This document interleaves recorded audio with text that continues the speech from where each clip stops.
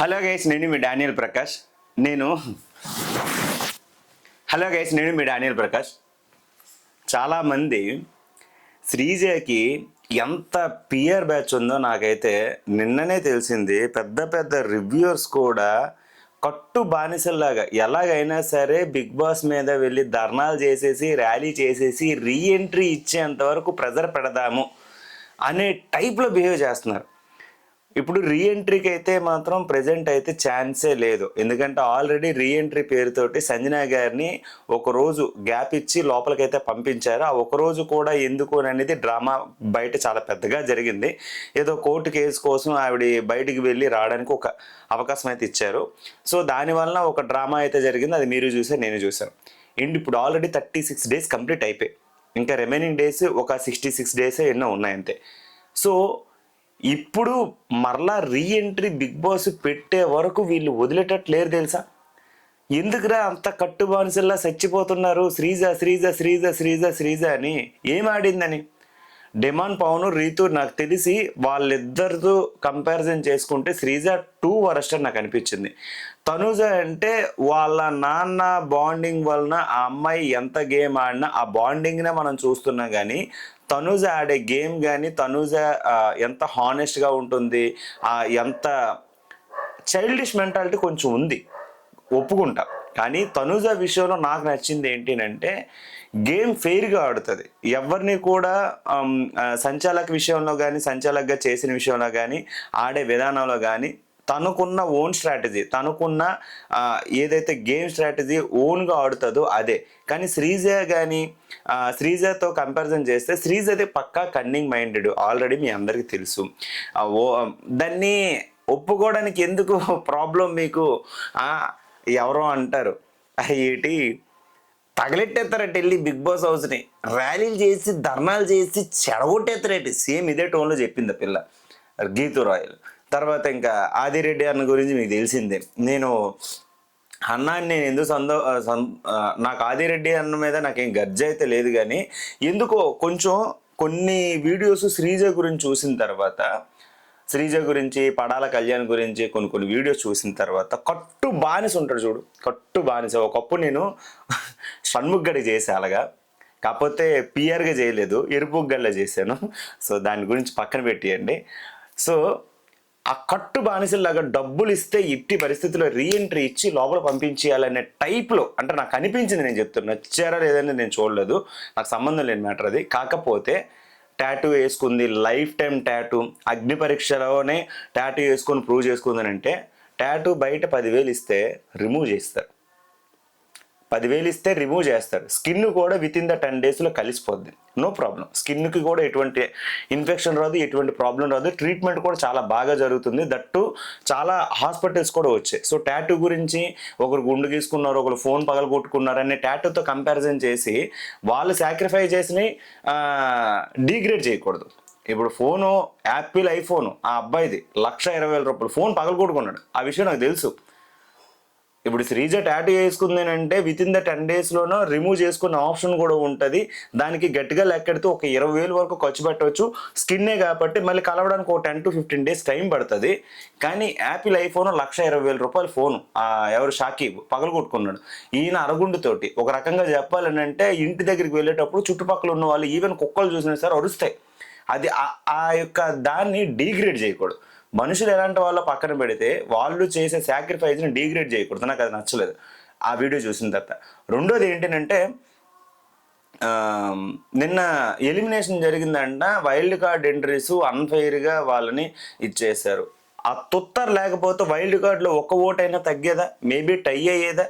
ఆ తర్వాత ఎలా లెక్కేసుకున్నా సరే కొద్దో గొప్ప ఆ స్ట్రాటజీలు, ఎదుటి వాళ్ళు మాట్లాడేటప్పుడు దూరిపోవడాలు, అండ్ తన గేమ్ ఆడకుండా అవతల వాళ్ళకి సపోర్ట్ చేస్తా అని చెప్పి వాళ్ళ గేమ్ కూడా తినే ఆడడానికి ప్రయత్నం చేయడాలు, ఇవన్నీ cunning mind set, cunning behaviour, cunning everything cunning అనేటట్టు ఆ పిల్ల అలా చేసేటప్పుడు పెట్ట కొంచెం కోతగందం అనకంటే మనిషి చూస్తే ఎంత ఉంటుంది, ప్రతి దాంట్లో ఉడతలా దూరిపోతానంటే ఎట్ట అవుతుంది? సో దీన్ని నేనైతే యాక్సెప్ట్ చేయను. ఈ ధర్నాలు ర్యాలీలు ఏందమ్మా? నువ్వు ధర్నా ర్యాలీ ముందు నువ్వు బయటికి రా, మైక్ పట్టుకొని కెమెరా ముందు కూర్చొని మాట్లాడడం కాదు. ధర్నా ర్యాలీలు అంటే ఫస్ట్ నువ్వు రా, ఎంతంత ఉంటారు బుడతలు వాళ్ళందరూ వస్తారు నీకు సపోర్ట్. వస్తారో రారో చూద్దాం ఫస్ట్.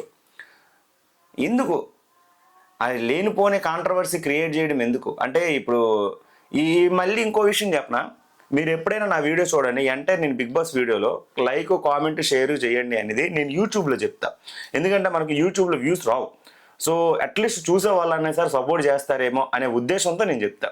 కానీ ఇన్స్టాగ్రామ్లో నాకు వ్యూస్ రాపోయినా పర్లేదు, లైక్ రాపోయినా పర్లేదు, కానీ కామెంట్లు అయితే వస్తాయి కాబట్టి నేను ఆ కామెంట్లు చేయండి నన్ను, లైక్ చేయండి నన్ను, షేర్ చేయండి నన్ను, ఫాలో కొట్టండి అని కూడా అన్నాను. ఎందుకంటే నా కంటెంట్ నచ్చితే ఆల్మోస్ట్ ఆడియన్సే నాకు సపోర్ట్ చేస్తారు. లేదు నచ్చలేదని అంటే స్కిప్ చేస్తారు, కొంతమంది తిడతారు, వాళ్ళ అభిమానం అలాంటిది. నేను తిట్టే వాళ్ళని కూడా నేను క్వశ్చన్ చేయను, వాళ్ళ ఎవడిష్టాలు అలావి. సో దాన్ని కూడా మనం పట్టించుకోం. కానీ ఈ లైక్లు ఫాలోవర్స్ కోసం కట్టు బానిసల్లాగా లేనిది ఉన్నట్టు ఉన్నది లేనట్టు రీక్రియేట్ చేసి చెప్పకండి. అంటే అది ఎలా ఉంది అంటే బిగ్ బాస్ ఆల్రెడీ ఇద్దరు రివ్యూర్స్ వెళ్ళారు, అక్కడ ఉన్న గేమ్స్ చూశారు. అండ్ ఇప్పుడు డిమాండ్ పవన్ది వీడియో క్లిప్ ఇతను ప్లే చేశాడంటే నేను కూడా చూసా.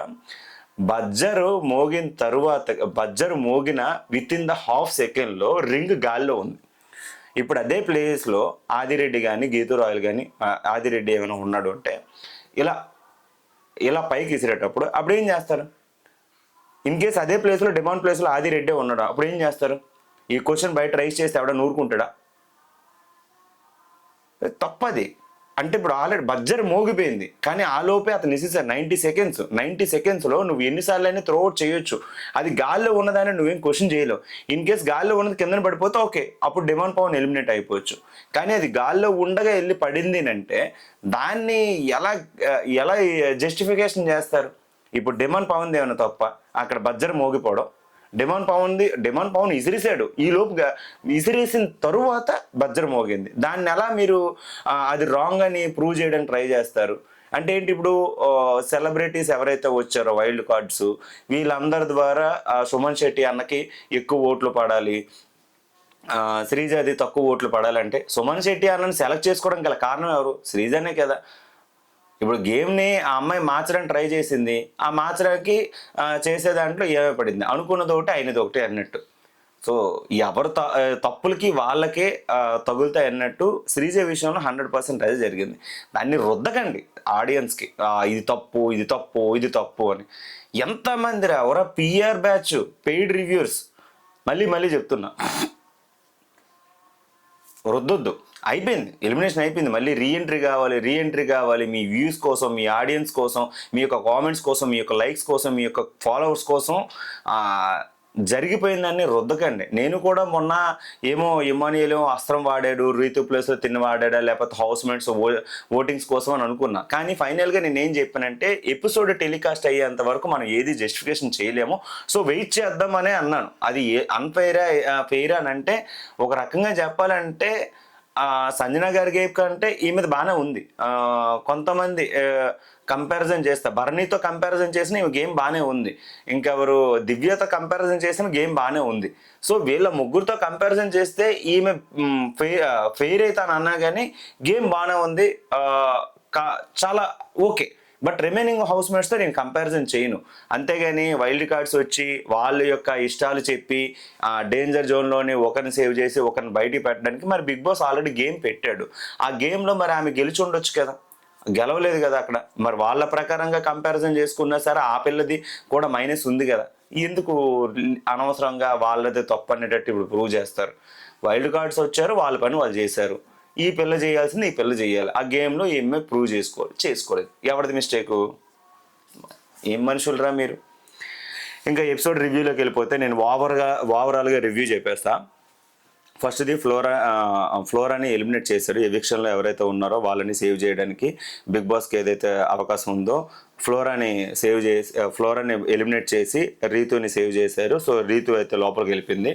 దాని తర్వాత బిగ్ బాస్ ఫ్లోరా ఆ గుడ్ బ్యాడ్ ఏదైతే ఏవి ఉందో ఏవి ప్లే చేసి ఓవరాల్గా ఫ్లోరాకి ఇష్టమైన వాళ్ళ గురించి తను చెప్పింది, ఇవి మార్చుకుంటే బాగుంటుందని వీళ్ళ గురించి చెప్పింది. ఇది అయిపోయింది.